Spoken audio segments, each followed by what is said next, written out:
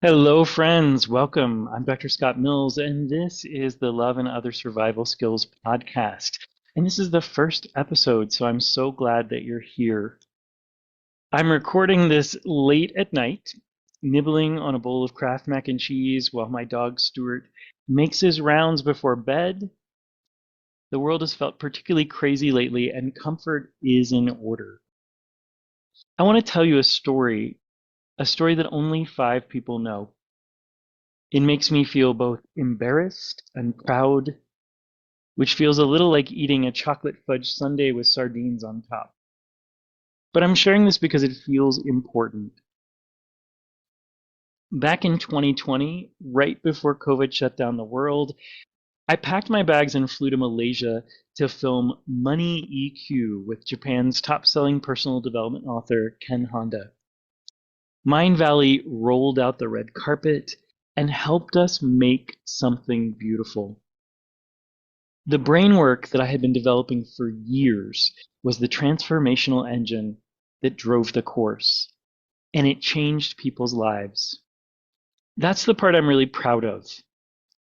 A few months later, with the virus in full swing, I jumped into action doing what I could.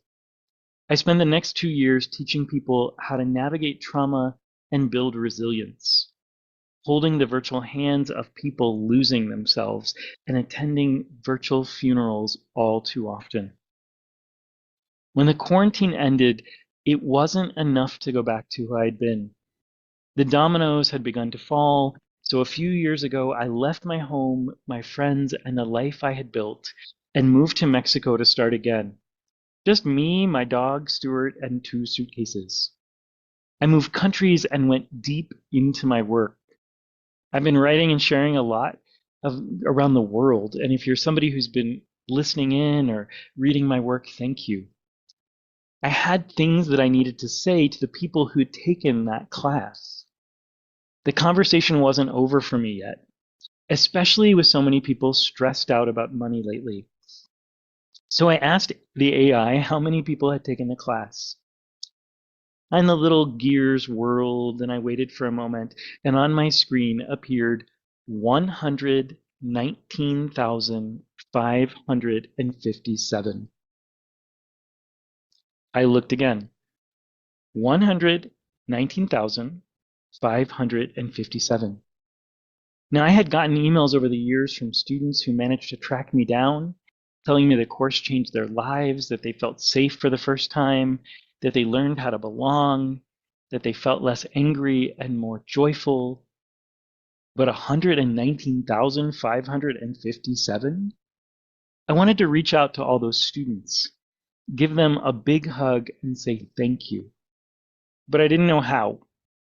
And here's the part I'm embarrassed about. After all those students and all that change, I had never made a dime from the course. I had never shown up on their sales pages or even been acknowledged for the work. When friends call to tell me they just heard me on a Mindvalley course, it's a happy accident for us both. Now, you might think I'm an idiot. How could I do so much work? And maybe. You might think I should be bitter or angry. But if you know me at all, you know that I know how fragile life can be. It's just too short for that. Or you might relate to making good-hearted choices and not being compensated for the work. It can just be too easy to trust sometimes. The truth, like so many things, is somewhere in the middle. I'm happy with my life. I'm surrounded by friends. I do work I love. I'm healthier than I've been since I was in my 30s. And I'm sometimes disappointed that my work has not been acknowledged by the people who benefited from it financially. But people who took the class searched me out. They told me how much their lives changed, and some of them have become my closest friends. When I look at the world these days, I know that a lot of what was taught in that class, a lot of what the personal development world has taught for decades, has actually betrayed us. It's taught us ways of relating to money that actively damage us, and it's charged us to do it. That felt like enough to get over my embarrassment and start writing. The problem was once I started, I couldn't stop. I sat down to write one piece, and what came out was something closer to a small book. 5 big ideas, 6 years of living, and a life rebuilt from scratch in a country that wasn't mine, all of it insisting on being said at once. I needed a reality check. So I called my friend, Dr. Wendy Peterman. Wendy has a doctorate in environmental studies. She's a soil scientist who calls herself the chief dirt nerd, which I love about her. And she's one of the wisest people I know, precisely because she operates completely outside the world I've been describing. She's not a coach. She's not in personal development. She studies the actual ground beneath our feet. She found me on that Mindvalley course, tracked me down, took another course with me, and we became dear friends. She's come to Mexico to visit, we've traveled together, and she's one of the people who's watched this whole arc of my life from close range and told me the truth about what she saw. I told her I was drowning in the essay. She laughed and just said, make it a series. So here we are. Before I go any further, I want to tell you a little bit about what this is going to be. I'm both an academic and a storyteller. I have a PhD. I've spent decades reading the literature, thinking about systems, building frameworks. That part of me is real. And I'm also someone who's been writing stories, actual stories with characters and trouble and weather and drama for a really long time. In fact, since I was 12 years old. Most of my life, these two have sat at separate tables.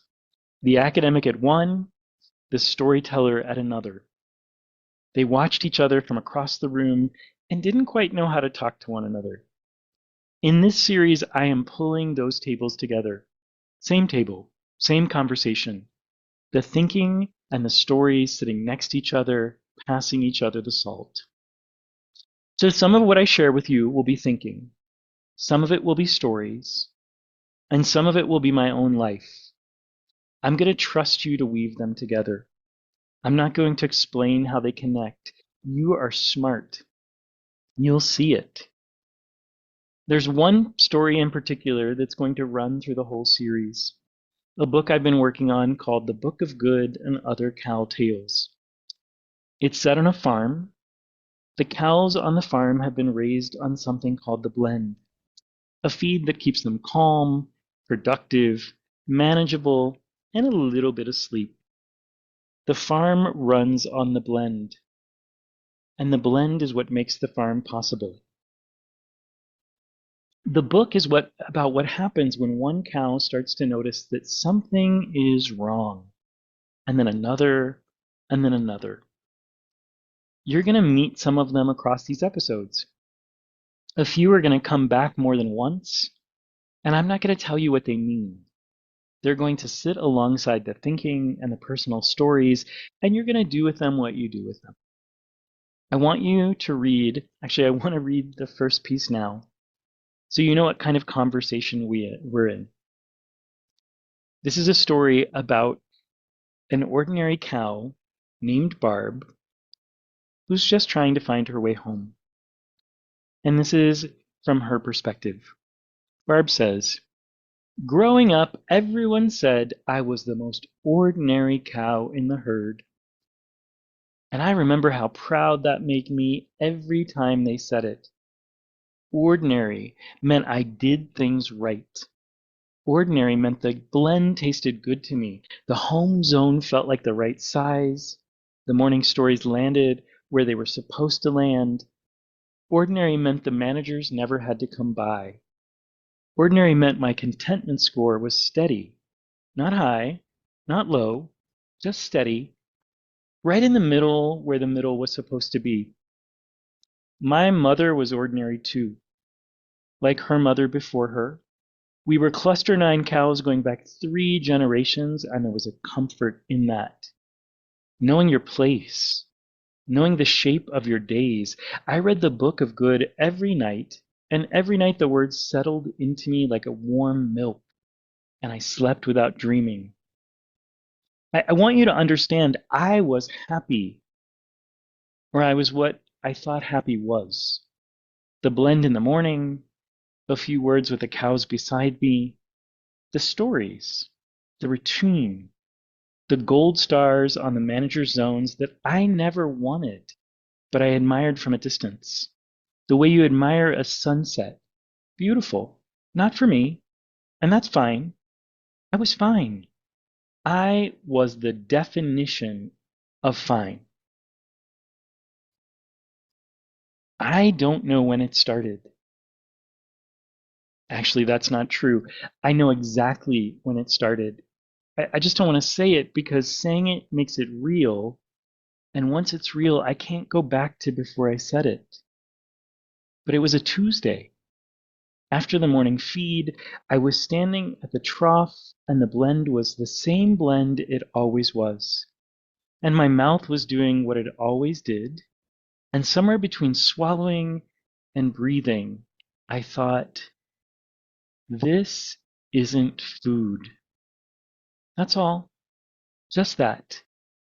This isn't food. 3 words that came from nowhere and landed in my chest like a stone. I finished eating. I went back to my zone. I laid down. But the stone was still there. I could feel it. A heaviness. A wrongness. A thing that didn't belong inside a cow who had been ordinary her entire life. I read the Book of Good that night, and for the first time the words didn't settle. They sat on top of me like a weight. You are alone. You are broken. You are not enough. I thought, yes, that must be it. I'm broken. Something in me has cracked. And that's why the blend tastes strong and the words won't land. This is what happens to broken cows. This is the beginning of the madness. And so I tried harder after that. I ate more blend. I stood closer to the other cows in the cluster. I listened to the morning stories with my whole body, leaning in, nodding along, mouthing the familiar parts. I performed ordinary with everything I had. It didn't work. The stone got bigger, or I got more aware of it. Every day the blend tasted less like food and more like, I don't know how to describe it, like a picture of food. Like someone had drawn a meal and expected me to eat the drawing. My body went through the motions, but something underneath the motions had gone quiet. The part of me that used to hum along with the day just stopped. I didn't tell anyone. What would I say? The blend doesn't taste right? My home zone feels smaller? I have a stone in my chest that gets heavier every day? They'd send the comfort corps. They'd adjust my blend, they'd flag my score, and a manager would come by to tell me a fresh story about the dangers of the wild and the beauty of the farm, and I'd nod and say, yes, you're right. I don't know what came over me. I'm fine. I'm fine. I'm fine. I'm fine. I started watching, not doing anything, just watching. The way the cows around me moved through their days, the trough, the zone, the stories, the trough. And I noticed something I'd never noticed before. Their eyes. Everyone's eyes looked the same. Not happy, not sad, just steady. That flat, even look that I'd always taken for contentment. I'd had it too. I'd had it my whole life. It wasn't contentment. I don't know what it was, but I know what it wasn't. One night I couldn't sleep. I lay in my zone, and the Book of Good was open beside me, and the words were just shapes, and the dark was very, very dark and very quiet, and I heard something far away, so far away. I wasn't sure I was hearing it at all. It could have been wind. It could have been the blood in my own ears, but it had a shape to it, a rhythm. It rose and fell and rose again like breathing, and I lay there barely alive with listening. I thought, that's not wind. And then I thought, don't, don't follow that thought. Read the book. Go to sleep. Be ordinary. Be fine. I read the book. I went to sleep. But the stone in my chest pulsed once, like a heartbeat that wasn't mine. The next day I was standing at the trough, performing my usual performance of eating, when the cow next to me, a cow I'd stood beside 100 times, a cow whose name I knew, but whose face I'd never really looked at, she turned to me and said, very quietly, so quietly that no one else could hear, does it taste right to you?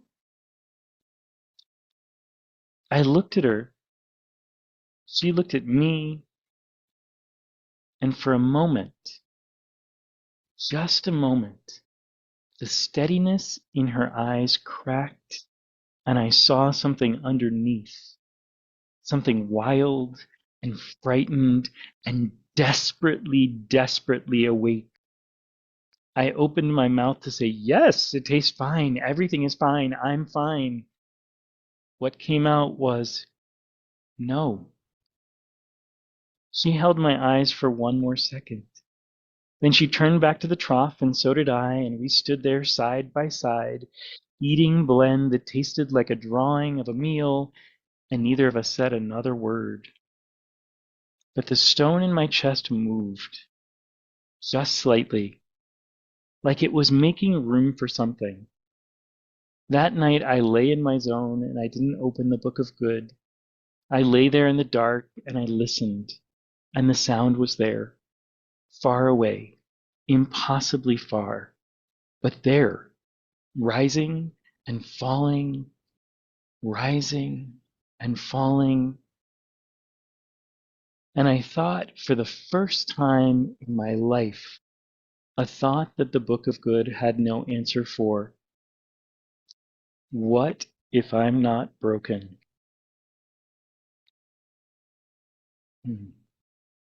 So that's Barb. She's been with me for a long time. I want you to know she's one of the handful of cows who've become like friends to me. I sit with them, I think with them, they keep me company. You're going to meet a few more of them across the next 2 weeks. I think you're going to like them. I want to tell you a little bit about what I've been wondering about lately. Some of it's what made me start writing in the first place. I'm not going to land any of it tonight. I just want to put some of it on the table. I promise we'll talk more about it as this series continues. So I've been wondering why everything feels so hard right now. Not just for me, for almost everyone I talk to. People I love, people I work with, people who from the outside are doing all the things they're supposed to be doing. Working hard, trying, following the advice, buying the courses, going to therapy, doing the inner work, and still somehow finding themselves more tired, more alone, more confused about why they're tired and alone. I've been wondering why so many people I know are exhausted and feel like it's somehow their fault. I've been wondering about money, about what we've been told about it, and what it's been costing us to believe that. About the strange way that the people who have the most of it often seem to have the least of everything else. And about the people I know who do beautiful work in the world and who can't afford to keep doing it. About what is actually being exchanged when we exchange money for things, and how often the exchange does not leave either party more whole. I've been wondering about belonging. I've been wondering whether the loneliness I see in almost everyone is a personal failing or something else. Whether the ways we've been told to live alone in our pots, optimizing ourselves, building our brands, has anything to do with why so many of us can't find the people we're looking for, or can't keep them when we do. I've been wondering whether the cow next to Barb is the only one who's ever asked anyone, does it taste right to you? I don't think she is. I think a lot of people are trying to ask that question right now. And I think most of them don't have the language for it yet. I think some of them are listening to this and recognizing themselves a little. I've been wondering what we do with our bodies and what they've been trying to tell us. And I've been wondering who really benefits from the systems we're living inside. And I've been wondering what would happen if we started actually believing what we've been seeing for years now from the people we were taught to trust. I've been wondering what's on the other side, whether there is one, whether we can get there, whether anyone is waiting for us there. I don't have clean answers to any of this. I have some questions that I've been sharpening, some ideas I've been turning over for years, and some stories, some mine, some Barb's, some from a few of her friends that I'm going to share with you across the next 2 weeks. In this series, I'm going to explore all of this with you. Some of it's going to be thinking, some of it's going to be stories, and some of it's going to be my own life. And I'm going to trust you to do what you do with it. If you want to follow along, you can subscribe. A free subscription is fine. You can also support the work directly if you want to. And if you know someone who thinks that this would be really helpful to hear right now, share it with them. This looks from the outside like a finished life. I want to be honest with you, it's not. I'm in the middle of something. The shape I had before is dissolving. The shape I will be in next is not here yet. Mexico is the chrysalis, not the destination. I'm closer than I've been to a life that is actually mine, and I'm still figuring out what that means. This is what I'm inviting you into. Not the answer, maybe some of them, but a lot of the process. This is Scott Mills, and I am so glad you've been with me today. Please take care of yourself and listen along. I'll look forward to seeing you again.